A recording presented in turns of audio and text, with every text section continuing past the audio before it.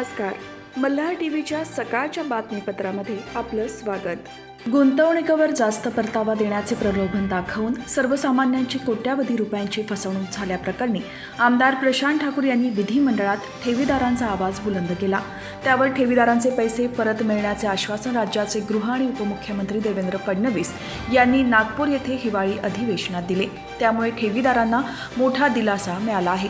उरण येथील चिटफंड घोटाळ्यातील मुख्य आरोपी सतीश गावंडने 30 ते 50 दिवसात जास्त परतावा देण्याचे आमिष दाखवून कोट्यावधी रुपयांची सर्वसामान्य लोकांची फसवणूक केल्याचे उघडकीस आले. त्यानंतर त्याला पोलिसांकडून अटक आणि न्यायालयाकडून जामीनही झाले.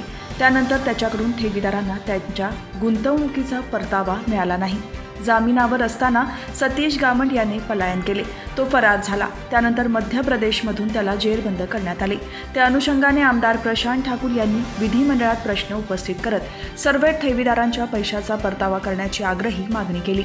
यावर उत्तर देताना राज्याचे गृह आणि उपमुख्यमंत्री देवेंद्र फडणवीस यांनी सांगितले की उरण येथील चिटफंड प्रकरणात पैसे दुप्पट करून देतो अशा प्रकारचे आमिष दाखवून मोठ्या प्रमाणात लोकांची त्या ठिकाणी लुबाडणूक झाली आहे. या संदर्भात पोलिसांनी कारवाई केली.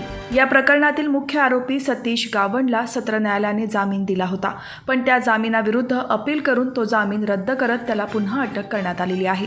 याच्यामध्ये आता जे काही मुद्देमाल जप्त केले आहे त्यामध्ये 9 कोटी रुपये रोकड, बँक खात्यात 10 कोटी रुपये, 1.5 कोटी रुपयांचे फ्लॅट आणि वाहने अशी मालमत्ता जप्त करण्यात आली आहे. त्या अनुषंगाने या सर्व मालमत्तेची विल्हेवाट लावून ठेवीदारांना त्यांचे पैसे परत करण्याची कारवाई लवकरात लवकर करण्यात येईल आणि त्यासाठी पुढच्या 3 महिन्यात कायद्यानुसार लिक्विडेशन मालमत्ता विक्री करण्यासाठी सक्षम अधिकाऱ्याची नेमणूक करण्यात येईल असे त्यांनी सांगितले.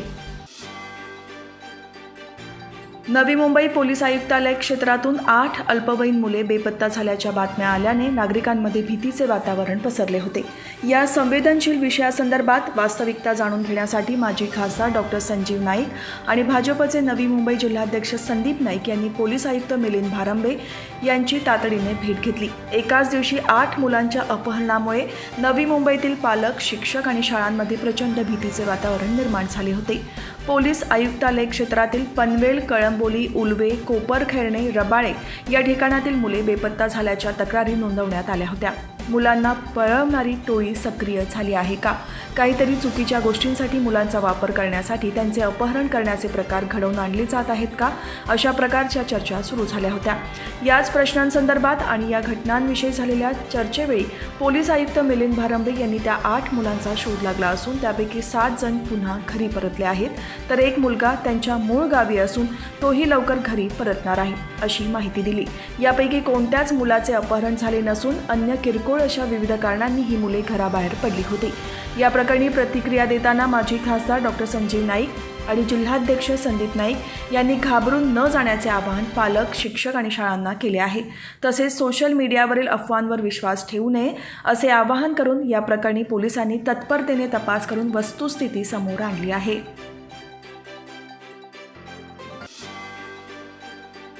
काँग्रेसचे राष्ट्रीय अध्यक्ष मल्लिकार्जुन खरगे यांचे पुत्र आणि कर्नाटक सरकारमधील मंत्री प्रियांक खरगे यांनी स्वातंत्र्यवीर सावरकर यांचा अवमान केला आहे. स्वातंत्र्यवीर सावरकरांचं योगदान काय आणि त्यांचा पराक्रम काय असं विचारून खरगेंनी संपूर्ण देशभक्तांचा अपमान केला आहे. त्याच्या निषेधार्थ मावळ लोकसभा निवडणूक प्रमुख आमदार प्रशांत ठाकूर आणि भाजप उत्तर रायगड जिल्हाध्यक्ष अविनाश कोळी यांच्या आदेशानुसार या सर्व बाबींचा निषेध करण्यासाठी तसेच जाब विचारण्यासाठी खोपोलीतील दीपक चौक बाजारपेठेत आंदोलन करण्यात आले. या आंदोलनात भाजपचे शहर अध्यक्ष रमेश रेटरेकर, सरचिटणीस राहुल जाधव, महिला मोर्चा उत्तर रायगड जिल्हा चिटणीस अश्विनी अत्रे, सुप्रिया नांदे, शहर उपाध्यक्ष दिलीप पवार, ज्येष्ठ नेते माजी नगरसेवक सूर्यकांत देशमुख, कर्जत विधानसभा विस्तारक हेमंत नांदे, भटक्या विमुक्त आघाडीचे अध्यक्ष संतोष लोहार, वैद्यकीय कोकण विभाग उपाध्यक्ष डॉक्टर बबन नागरगोजे, जैन प्रकोष्ठ कीर्ती ओसवाल, लालजी मिश्रा, हेमंत भाटिया, हिम्मतराव मोरे यांच्यासह भाजप पदाधिकारी आणि कार्यकर्ते उपस्थित होते.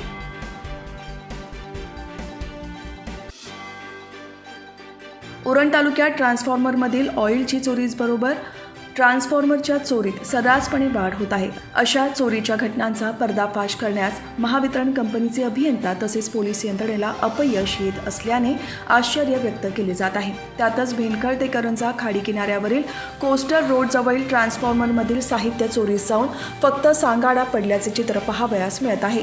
उरण तालुक्यात औद्योगिकीकरण आणि नागरिकीकरण झपाट्याने वाढत आहे. अशा वाढत्या औद्योगिकीकरणातील प्रकल्पांना रहिवाशांना विद्युत पुरवठा करण्याचे काम हे महावितरण कंपनी उरण यांच्या माध्यमातून करण्यात येत आहे. त्यासाठी ठिकठिकाणी महावितरण कंपनीच्या देखरेखीखाली विद्युत उपकरण म्हणून ट्रान्सफॉर्मर बसवले जातात. हे विद्युत उपकरण त्या ठिकाणीवरील विजेचा दाब कमी जास्त करणे, सामान्यपणे वीज पुरवठा करणे हे मुख्य काम करत असतात. एकंदरीत ट्रान्सफॉर्मर हे आवश्यकतेनुसार वीज पुरवठा करण्याचे काम करतो. एखाद्या परिसरातील लोकांना अधिक व्होल्टेज ऊर्जा आवश्यक असल्यास तिथे अधिक व्होल्टेज वीज पुरवठा हा बसवण्यात आलेल्या ट्रान्सफॉर्मरकडून केला जातो. अशा महत्त्वाच्या समजल्या जाणाऱ्या ट्रान्सफॉर्मरमधील ऑइलच्या चोरीबरोबर ट्रान्सफॉर्मरच्या चोरीत सर्रासपणे वाढ होत आहे. या घटनेसंदर्भात महावितरण कंपनीकडून पोलीस ठाण्यात तक्रार दाखल करण्यात येते. मात्र अशा चोरीच्या घटनांचा पर्दाफाश करण्याची मागणी होत आहे.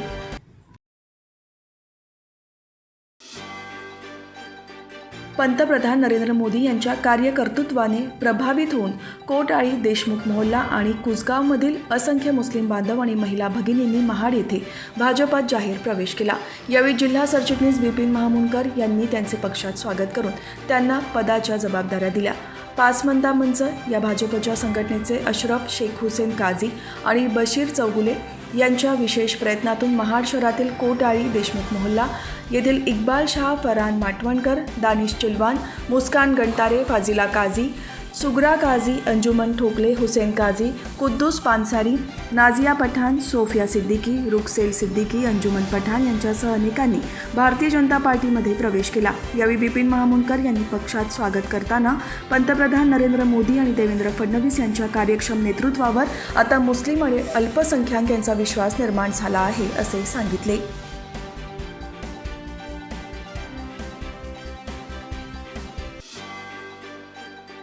कोपरी येथे स्मार्ट प्रकल्पांतर्गत कोपरी येथील Sukhkarta agro farmer producer company limited येथे मूल्य साखळी विकास शेती शाळा आयोजन करण्यात आले आहे. सदर शेती शाळेत शेतकऱ्यांना मार्गदर्शन करण्याकरिता कर्जत प्रादेशिक संशोधन केंद्र येथील डॉक्टर म्हस्कर यांनी भाजीपाला लागवडविषयी शेतकऱ्यांना मार्गदर्शन केले. तसेच स्मार्ट प्रकल्पांतर्गत वितरित करण्यात येणाऱ्या भाजीपाला मिनी किटमधील बियाणे वाटप केले. तसेच तालुका कृषी अधिकारी निंबाळकर यांनी शेतकऱ्यांना शेतीविषयी विविध शासकीय योजनेविषयी मार्गदर्शन करण्यात आले.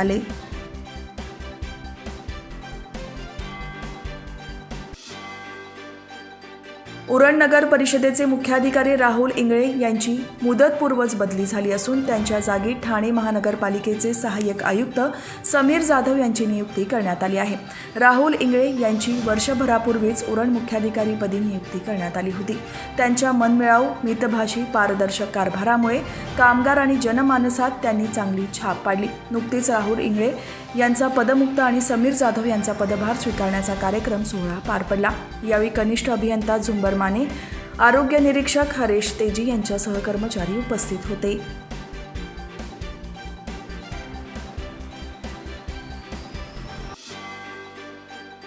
देशसेवेसाठी आपले आयुष्य अर्पण करणाऱ्या स्वातंत्र्यवीर सावरकरांचा अपमान कदापि सहन करणार नाही असे प्रतिपादन करून भाजपचे उत्तर रायगड जिल्हाध्यक्ष अविनाश कोळी यांनी काँग्रेसचे प्रियांक मल्लिकार्जुन खरगे यांच्या पुतळ्याला जोडे मारून निषेध व्यक्त केला.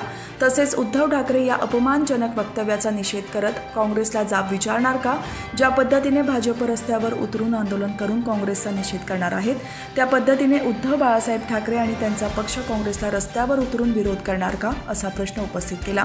स्वातंत्र्यवीर सावरकरांबद्दल काँग्रेसचे प्रियांक मल्लिकार्जुन खरगे यांनी आक्षेपार्ह विधान केले आहे. त्यांच्या निषेधार्थ भारतीय जनता पार्टी पनवेलच्या वतीने शुक्रवारी खरगे यांच्या पुतळ्याला जोडे मारो आंदोलन भाजपचे उत्तर रायगड जिल्हाध्यक्ष अविनाश कोळी यांच्या अध्यक्षतेखाली करण्यात आले. यावेळी फलक आणि पोस्टर घेऊन काँग्रेस विरोधात घोषणा देत प्रियांक खरगे यांच्या पुतळ्याला जोडे मारून तसेच पुतळा जाळून निषेध व्यक्त करण्यात आला.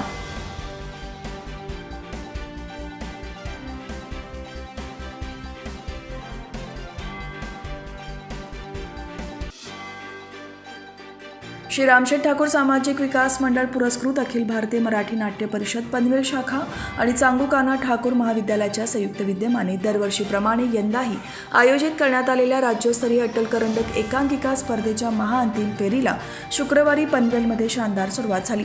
पनवेल येथील आद्य क्रांतीवीर वासुदेव बळवंत फडके नाट्यगृहात पार पडत असलेल्या या महाअंतिम फेरीचे उद्घाटन अभिनेते, लेखक आणि दिग्दर्शक संजय मोने, सुप्रसिद्ध अभिनेते विजय पाटकर, लेखक आणि दिग्दर्शक राजन ताम्हाणे यांच्या हस्ते करण्यात आले.